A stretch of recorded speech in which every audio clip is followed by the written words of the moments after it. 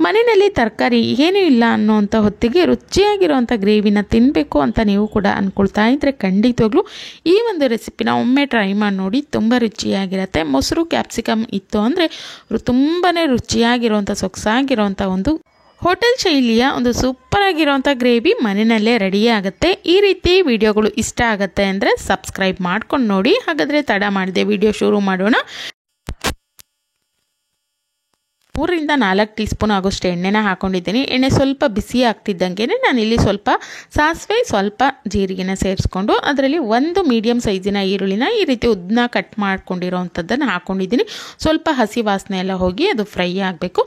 ಆನಂತರ ಒಂದು 2 ಹಸಿರು ಮೆಣಸು ಅದನ್ನು ಕೂಡ ಉದ್ದನ ಕಟ್ ಮಾಡಿ ಹಾಕ್ಕೊಂಡಿದ್ದೀನಿ. ಅದನ್ನು ನೋಡಿ ಈ ರೀತಿ ಎಣ್ಣೆನಲ್ಲಿ ಸ್ವಲ್ಪ ಫ್ರೈ ಮಾಡ್ಕೊಳ್ಬೇಕು. ಅದಾದ ನಂತರ ಒಂದು ಅರ್ಧ ಟೀ ಸ್ಪೂನ್ ಆಗೋಷ್ಟು ಶುಂಠಿ ಬೆಳ್ಳುಳ್ಳಿ ಪೇಸ್ಟು ಅದನ್ನು ಕೂಡ ಸೇರಿಸ್ಕೊಂಡಿದ್ದೀನಿ. ಎಣ್ಣೆಯಲ್ಲಿ ಇದು ಮಾತ್ರ ಚೆನ್ನಾಗಿ ಫ್ರೈ ಆಗಬೇಕು. ಒಂದು ಹಸಿ ವಾಸನೆ ಏನಿರುತ್ತೆ ಎಲ್ಲನೂ ಹೋಗಬೇಕು. ಅದಕ್ಕಾಗಿ ಎಣ್ಣೆಯಲ್ಲಿ ಚೆನ್ನಾಗಿ ಈ ರೀತಿ ಫ್ರೈ ಮಾಡ್ಕೊಳ್ಳಿ. ಅದಾದ ನಂತರ ನೋಡಿ ನಾನಿಲ್ಲಿ ಒಂದು 2 ಕ್ಯಾಪ್ಸಿಕಮ್, ದಪ್ಪ ಕ್ಯಾಪ್ಸಿಕಮ್ ಏನು ಬರುತ್ತೆ ಅದನ್ನು ನಾನಿಲ್ಲಿ ಕಟ್ ಮಾಡಿ ಹಾಕ್ಕೊಂಡಿದ್ದೀನಿ. ಕ್ಯೂಬ್ಗಳಾಗಿ ಕಟ್ ಮಾಡ್ಕೊಂಡಿದ್ದೀನಿ. ಅಂದರೆ ಉದ್ದನಾಗಾದರೂ ಕಟ್ ಮಾಡ್ಕೊಳ್ಬೋದು. ನಾನಿಲ್ಲಿ ಅಗಲವಾಗಿ ಕ್ಯೂಬ್ ಸೈಜಲ್ಲಿ ಕಟ್ ಮಾಡಿ ಹಾಕ್ಕೊಂಡಿದ್ದೀನಿ. ಅದನ್ನು ಎಣ್ಣೆಯಲ್ಲಿ ಚೆನ್ನಾಗಿ ಬಾಡಿಸ್ಕೊಳ್ಬೇಕು. ಅದು ಕೂಡ ಹಸಿ ವಾಸನೆ ಎಲ್ಲ ಹೋಗಿ ಸ್ವಲ್ಪ ಎಣ್ಣೆಯಲ್ಲಿ ಫ್ರೈ ಆಗಬೇಕು.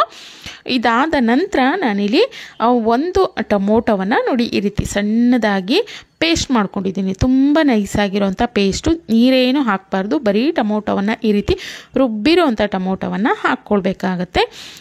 ನೀರಿನಂಶ ಎಲ್ಲ ಹೋಗಿ ಆ ಒಂದು ಟೊಮೊಟೊದ್ದು ಏನು ಹಸಿ ವಾಸನೆ ಇರುತ್ತೆ ಅದು ಹೋಗಲ್ಲವರೆಗೂ ನಾವು ಇದನ್ನು ಫ್ರೈ ಮಾಡ್ಕೊಳ್ಬೇಕು. ಮುಚ್ಚಳವನ್ನು ಮುಚ್ಚಿ ಒಂದು 2 ರಿಂದ 3 ನಿಮಿಷ ನಾನು ಇದನ್ನು ಫ್ಲೇಮನ್ನು ಆದಷ್ಟು ಲೋ ಫ್ಲೇಮಲ್ಲೇ ಚೆನ್ನಾಗಿ ಇದನ್ನು ಬೇಯಿಸ್ಕೊಂಡಿದ್ದೀನಿ. ನೋಡಿ ಈ ರೀತಿ ಅದು ಸ್ವಲ್ಪ ಗಟ್ಟಿಯಾಗಲಿಕ್ಕೆ ಶುರುವಾಗುತ್ತೆ.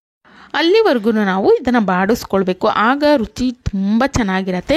ಕೊನೆಯಲ್ಲಿ ನಾನು ಮಸಾಲೆಗಳನ್ನು, ಡ್ರೈ ಮಸಾಲೆಗಳನ್ನು ಸೇರಿಸ್ಕೊಳ್ತಾ ಇದ್ದೀನಿ. ಅರಿಶಿಣದ ಪೌಡ್ರು, ಅಚ್ಕಾರದ ಪೌಡ್ರು, ಧನಿಯಾ ಪೌಡ್ರು, ಜೊತೆಗೆ ಗರಂ ಮಸಾಲ, ರುಚಿಗೆ ತಕ್ಕಷ್ಟು ಉಪ್ಪು. ಇದನ್ನು ನಿಮ್ಮ ಒಂದು ಮಸಾಲೆಗಳ ಒಂದು ಅಳತೆಗೆ ತಕ್ಕಂತೆ ಹಾಕ್ಕೊಳ್ಬೋದು. ಖಾರಕ್ಕೆ ಎಷ್ಟು ಬೇಕಾಗುತ್ತೋ ಅಷ್ಟು ನೀವು ಇಲ್ಲಿ ಸೇರಿಸ್ಕೊಳ್ಬೋದು.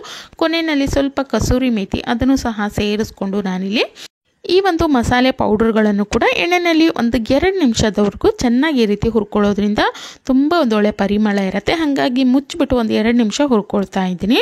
ನೋಡಿ ಈ ರೀತಿ ಎಣ್ಣೆ ಸ್ವಲ್ಪ ಸಪ್ರೇಟ್ ಆಗೋವರೆಗೂ ಈ ರೀತಿ ಹುರ್ಕೊಳ್ಬೇಕು. ಇದು ಸ್ವಲ್ಪ ಗಟ್ಟಿಯಾಗ್ಲಿಕ್ಕೆ ಶುರುವಾಗಿದೆ. ಈ ಸಮಯದಲ್ಲಿ ಗ್ಯಾಸನ್ನು ಕಂಪ್ಲೀಟಾಗಿ ಆಫ್ ಮಾಡ್ಕೊಂಡು ಬಿಡಬೇಕು. ಗ್ಯಾಸನ್ನು ಆನ್ ಇಟ್ಕೊಳ್ಬಾರ್ದು.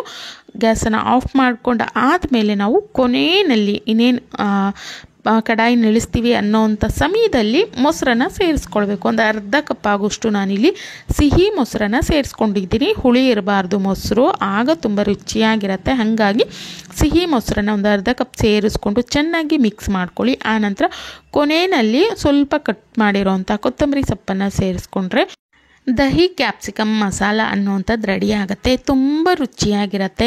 ಈ ಒಂದು ಚಪಾತಿಗಂತೂ ಸೂಪರ್ ಕಾಂಬಿನೇಷನ್ ಅಂತಲೇ ಹೇಳ್ಬೋದು. ಒಂದು 10 ನಿಮಿಷದಲ್ಲಿ ರೆಡಿ ಆಗುವಂಥ ಒಂದು ಸೂಪರ್ ಗ್ರೇವಿ ಅಂತಲೇ ಹೇಳ್ಬೋದು. ಬಿಸಿ ಬಿಸಿ ಅನ್ನಕ್ಕೂ ಕೂಡ ತುಂಬ ರುಚಿಯಾಗಿರುತ್ತೆ. ನಿಮಗೆ ಹೋಟೆಲ್ ಶೈಲಿನಲ್ಲಿ ಏನಾದರೂ ತಿನ್ನಬೇಕು, ತುಂಬ ಫಾಸ್ಟಾಗಿ ಆಗಬೇಕು ಅಂತಂದರೆ ಇದನ್ನು ನೀವು ಖಂಡಿತವಾಗ್ಲೂ ಟ್ರೈ ಮಾಡ್ಬೋದು. ತುಂಬ ರುಚಿಯಾಗಿರುತ್ತೆ. ಜೊತೆಗೆ ಮಾಡ್ಕೊಳ್ಳುವಂಥ ವಿಧಾನ ಕೂಡ ತುಂಬ ಸುಲಭವಾಗಿರುತ್ತೆ. ಮನೆಯಲ್ಲಿ ಮೊಸರಂತೂ ಇದ್ದೇ ಇರುತ್ತೆ. ಇನ್ನು ಒಂದು ಕ್ಯಾಪ್ಸಿಕಮ್ ಇತ್ತು ಅಂದರೆ ಖಂಡಿತವಾಗ್ಲೂ ಈ ಒಂದು ಗ್ರೇವಿನ ಆರಾಮಾಗಿ ಮಾಡ್ಕೊಳ್ಬೋದು. ಅಷ್ಟೇ ರುಚಿಯಾಗಿರುತ್ತೆ. ಖಂಡಿತವಾಗ್ಲೂ ಇದನ್ನು ಒಮ್ಮೆ ಟ್ರೈ ಮಾಡಿ ನೋಡಿ ಯಾವ ರೀತಿಯಾಗಿ ಬಂತು ಅಂತೇಳಿ ಕಮೆಂಟ್ ಮಾಡಿ ತಿಳಿಸಿ. ಇವತ್ತಿನ ವಿಡಿಯೋ ಇಷ್ಟ ಆಗಿತ್ತು ಅಂದರೆ ವಿಡಿಯೋಗೊಂದು ಲೈಕ್ ಮಾಡಿ. ಹಾಗೆ ಯಾರೆಲ್ಲ ಸಬ್ಸ್ಕ್ರೈಬ್ ಆಗ್ತೇನೆ ವಿಡಿಯೋನ ನೋಡ್ತಾ ಇದ್ದೀರೋ ದಯವಿಟ್ಟು ಈಗಲೇ ಸಬ್ಸ್ಕ್ರೈಬ್ ಕೂಡ ಮಾಡ್ಕೊಳ್ಳಿ. ನಾನು ಸಿಗ್ತೀನಿ ಮತ್ತೊಂದು ಹೊಸ ರೆಸಿಪಿಯೊಂದಿಗೆ. Thank you.